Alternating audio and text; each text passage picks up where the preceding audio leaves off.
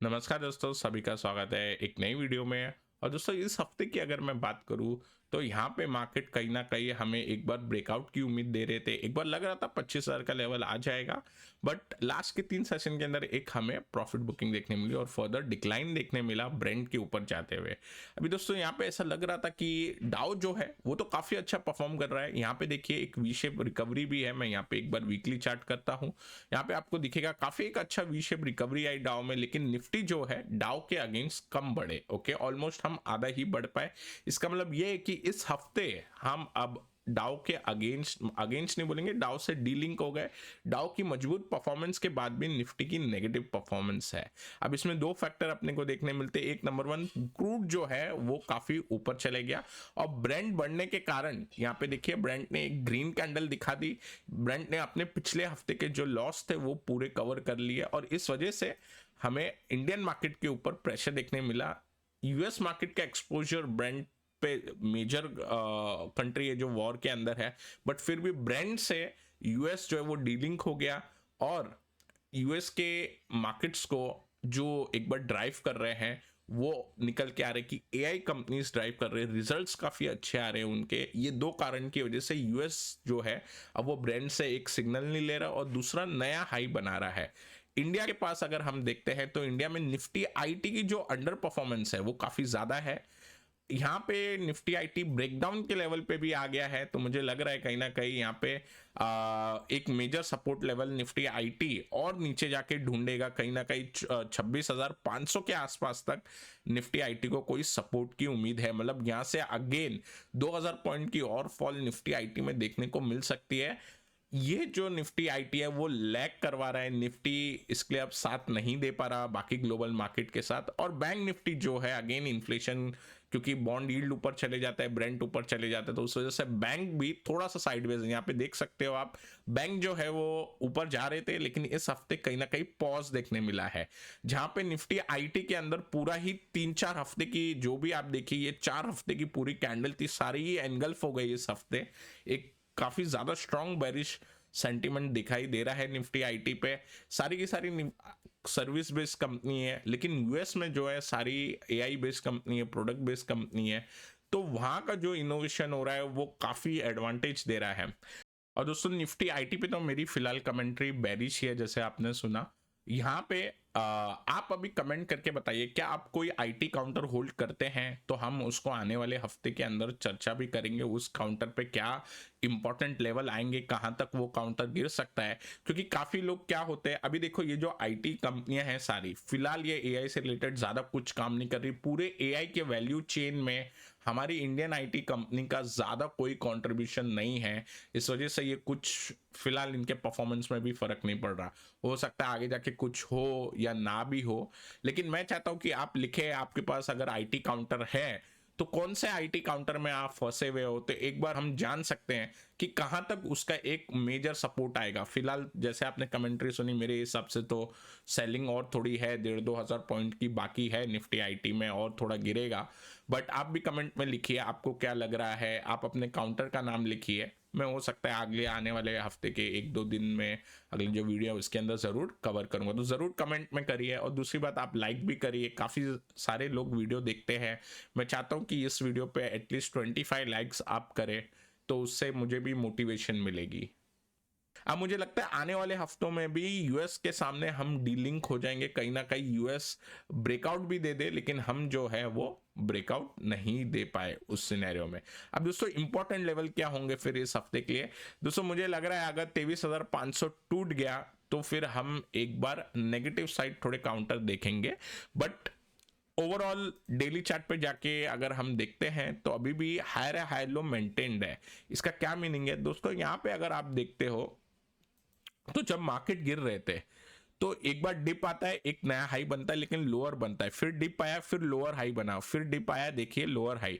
तो ये जो स्ट्रक्चर है लोअर हाई बनने का, इसे हम बोलते हैं डाउन ट्रेंड, ठीक है। ये जो निफ्टी था वो डाउन ट्रेंड में था, लेकिन अब निफ्टी जो है वो अप ट्रेंड में है। और अब स्ट्रक्चर क्या बनता है, एक हाई बनाता है, फिर लो बनाए, लेकिन दूसरा हाई जो बनाता है वो उससे ऊपर बनाता है। तो हायर हाई और हायर लो स्ट्रक्चर में है। फिलहाल का लो ये था कि 23,800 का गैप फिल हो गया, लेकिन मैं 23,500 का लेवल को इंपॉर्टेंट इसलिए मानता हूं, आप मेरे पिछले वीडियो देखेंगे तो उसमें भी मैं यही डिस्कस कर रहा था, क्योंकि उससे ये जो स्ट्रक्चर है वो ब्रेक हो जाएगा। जो ये हायर लो है वो आपका ब्रेक हो जाएगा आने वाले सेशन में, अगर 23,500 के नीचे चले जाते हैं। जब तक नहीं जाते हैं तब तक हम एक बार के लिए फिर भी एक अप ट्रेंड का या फिलहाल एक अप स्विंग की बात पकड़ के चलेंगे। अब मेरा ट्रेड सेटअप क्या होना चाहिए इस हफ्ते के लिए, अगर दोस्तों नीचे आता है मार्केट, ठीक है, और आपको लगता है कि 23,500 होल्ड हो जाएगा, तो नीचे की साइड मेरे हिसाब से सेंसेक्स के अंदर एक बुल कॉल स्प्रेड बना सकते हैं।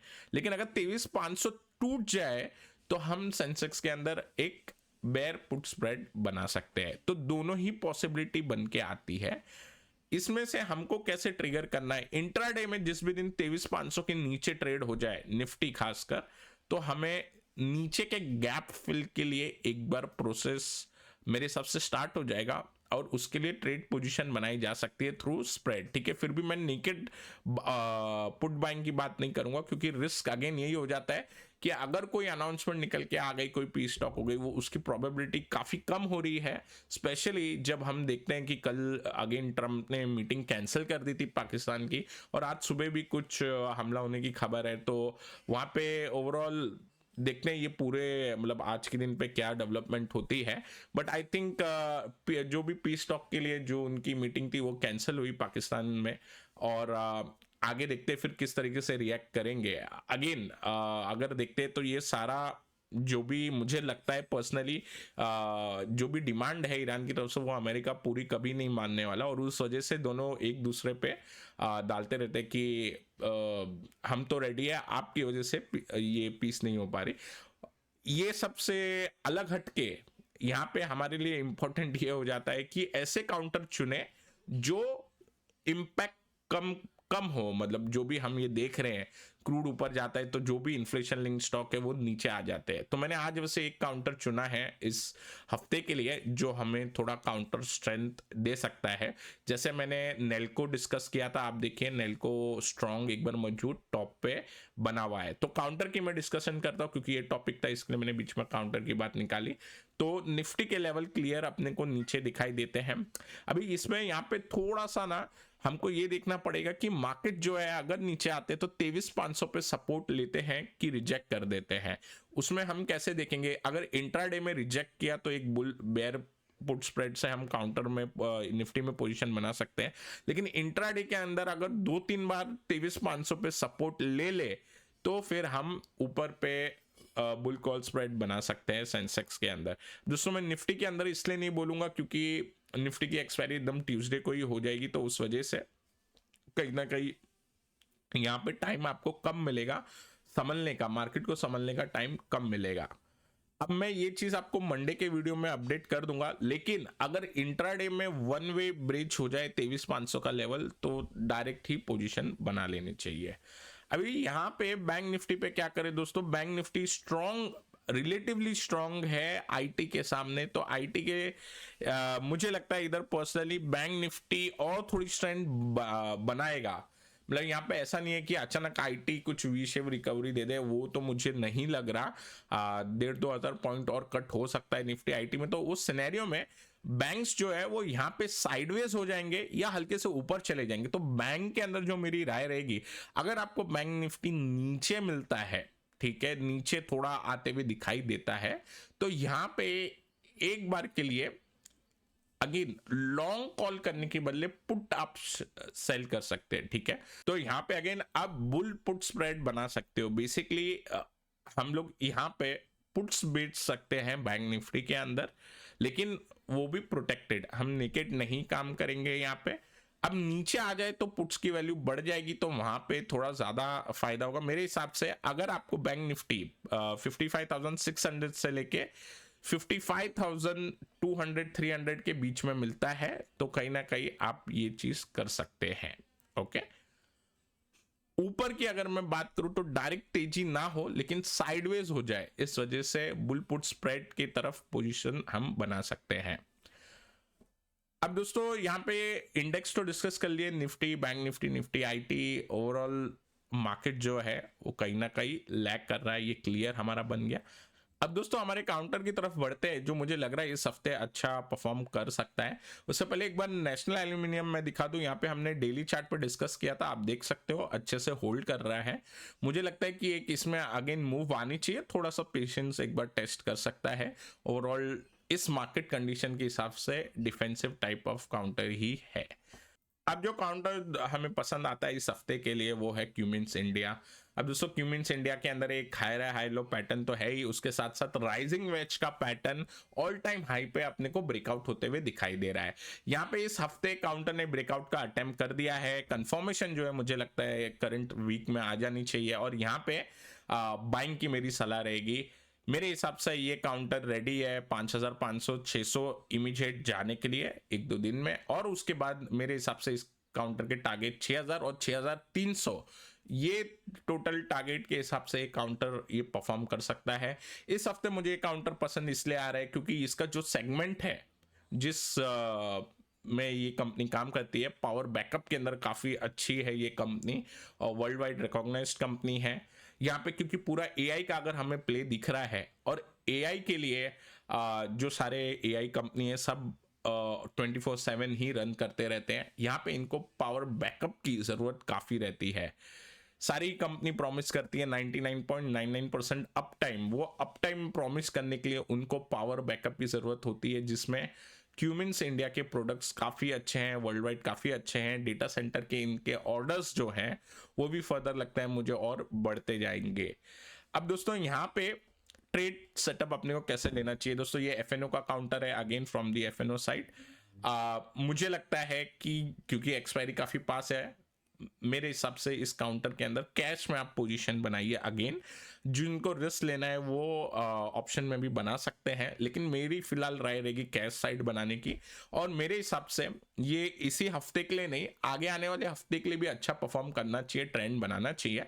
लेकिन फिलहाल के लिए 4,950 का आप स्टॉप लॉस लगाइए, और ऊपर में टारगेट 5,600 5,600 6,000 और 6,300, ये मुझे लग रहा है कि आ सकते हैं। हालांकि जो बड़े टारगेट है वो इस हफ्ते नहीं, हो सकता है 2-3 हफ्ते में आ जाए, लेकिन इमीडिएट बेसिस पे मुझे लगता है 5,600 और 6,000 की तरफ तो 5,600 तो होना चाहिए, बाकी के जो है वो थोड़ा सा 1-2 हफ्ते रुक के आ जाए। अब दोस्तों आप अगर मेरी वीडियो वॉच कर रहे हो काफ़ी समय से, तो आप मेरी स्ट्रेटेजी फिलहाल आप समझ रहे होगे कि हम अभी एग्रेसिव जरा भी नहीं जा रहे। ओके, और अगर मुझे लगता है इंट्राडे के अंदर कोई काउंटर ब्रेकआउट दे रहा है, मैं उसके बारे में भी चर्चा करता हूं। हालांकि मैंने एक फ्राइडे को काउंटर दिया था, लेकिन उसमें स्टॉप लॉस हिट हो गए थे मेरे, डालते ही उसके अंदर एक्चुअली जैसे मैं टाइप कर रहा था उसमें एक बड़ी कैंडल बन गई टाइप करते करते, फिर उसके बाद एकदम से वो नीचे भी आया एक कैंडल में। सो ओवरऑल देखे तो मुझे डिफेंस की भी कंपनियां अच्छी लग रही थी, तो मैंने उसमें इंटरडे में एक प्ले दिया था, लेकिन उसमें स्टॉप लॉस फिलहाल हिट हो गया, और उसके बाद मैंने फिर कॉल नहीं दी। फ्राइडे के दिन जो मार्केट सेंटिमेंट था काफ़ी वीक की तरह, वीकनेस थी काफ़ी मार्केट सेंटिमेंट में। बाकी अगले हफ्ते अगर मुझे लगता है कि कोई काउंटर एफएनओ के अंदर अच्छा है, वो मैं दे दूंगा। कैश बेस्ड काउंटर भी मैं टेलीग्राम के अंदर डाल दूंगा, अगर कोई कैश बेस्ड काउंटर अच्छा है, फिर वो पोजिशनल हो कि इंट्राडे, वो भी मैं अपडेट कर दूंगा। दोस्तों धीरे धीरे जो काउंटर मैं पुट करूंगा टेलीग्राम में वो बढ़ते जाएंगे आने वाले टाइम में, और आपको एक पूरी तरीके से सारा ही आपको उसके ऊपर कवरेज मिल जाएगी, चाहे वो कैश काउंटर हो, वीकली काउंटर हो, या आपके एफएनओ के इंट्राडे काउंटर हो कि पोजिशनल काउंटर हो, आपको सारी चीज़ें अपडेट मिल जाएंगी। और वो जानने के लिए आप टेलीग्राम चैनल में आप मेरा ज्वाइन कर सकते हैं, और जो भी हमारे काउंटर्स जो कवरेज पे रनिंग रहती है उसके बारे में भी अपडेट मिलता जाएगा। और एक लास्ट चीज वीडियो क्लोज करने से पहले, यहाँ पे हमने एक काउंटर डिस्कस किया था जियो फाइनेंस का। दोस्तों अगर मैं जियो फाइनेंस की बात करूं तो हमारा जो लेवल था ब्रेकआउट का वो था 254, लास्ट वीडियो के अंदर ही हमने डिस्कस किया था। इसने वो लेवल अचीव नहीं किया, लेकिन मेरे को लग रहा है जिस हिसाब से न्यूज़ फ्लो बने लास्ट के 2 दिन में, पेटीएम का लाइसेंस कैंसिल हुआ, पेमेंट्स लाइसेंस कैंसिल हुआ, और दूसरी चीज़ ब्रोकर को नेटवर्क वेरिएबल रखने के हिसाब से भी एक बात चल रही है। अगेन दोनों ही चीज़ें पॉजिटिव है जियो फाइनेंस के लिए। अगर 254 निकल जाए, हालांकि ये गैप अप ओपनिंग की काफ़ी ज़्यादा चांसेस है, बट अगर 254 निकल जाए तो आप इसके अंदर एक बार पोजीशन बना सकते हो। जितना 254 के क्रॉस करने के बाद नियर मिले उतना अच्छा है। 270 का मेरा फर्स्ट लेवल रहेगा, और सेकंड, अब जिस हिसाब से डेवलपमेंट आ रहे हैं, मुझे लगता है कि आने वाले टाइम में ये 270 के बाद 300 का लेवल भी दिखा सकता है। काउंटर ने ब्रेकआउट नहीं दिया है, मेरे हिसाब से 254 जाने के बाद ब्रेकआउट देना चाहिए। सो आई होप दोस्तों this is it for the video. मैं चाहता हूं कि आप मेरे सारे ही सोशल मीडिया चैनल को सब्सक्राइब कर लें, और नए हैं वीडियो पे तो लाइक ज़रूर करें।